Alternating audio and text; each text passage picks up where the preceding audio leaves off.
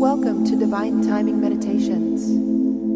This is a verse from the Tao Te Ching. Please refer to the description box below to learn more about the Tao Te Ching and how to incorporate it into your daily life. The relaxing music here will continue for a few minutes after the verse is read aloud.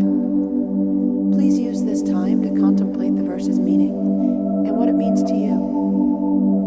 Feel free to share your experience with us in the comments below.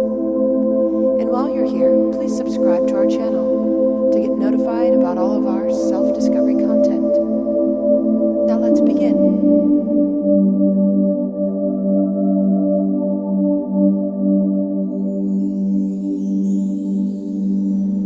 Verse 19 of 81, Tao Te Ching. Get rid of the wise men. Put out the professors, and then people will profit 100-fold over.